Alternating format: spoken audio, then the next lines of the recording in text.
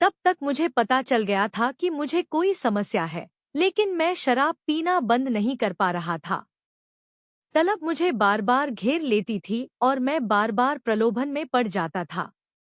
मैंने शराब की लत में अपना सब कुछ खो दिया था, अपना परिवार, अपने बच्चे, अपने दोस्त, अपनी नौकरी और यह सूची और भी बहुत कुछ।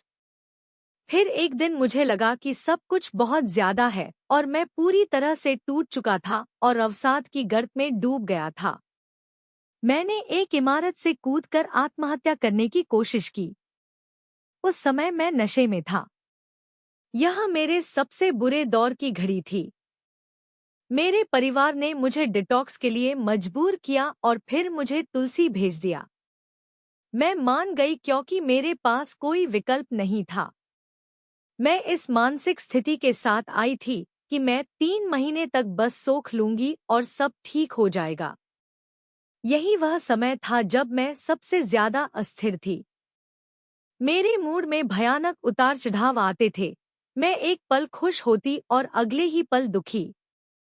मैं हर समय रोती रहती। मैं अपनी काउंसलर से बिना किसी बात के लड़ती और मांग करती कि उसे बदल दिया जाए।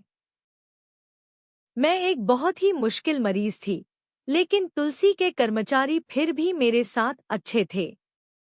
आखिरकार मेरे 3 महीने पूरे होने पर मुझे घर ले जाया गया। यह डॉक्टर गौरव की सलाह के विरुद्ध था, जिन्होंने कहा था कि मैं अभी जाने के लिए तैयार नहीं हूँ। नतीजा यह हुआ कि मैं घर गया और फिर से लत में पड़ गया। इस समय तक मेरी माँ पूरी तरह से टूट चुकी थी। उन्होंने लगभग हार मान ली थी।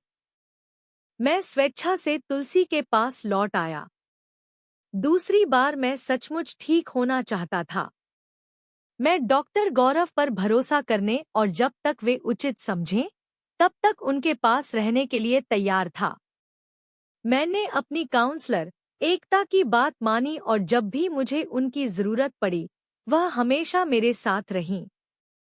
अब वह मेरे सबसे अच्छे दोस्त से भी ज्यादा मेरे करीब हैं।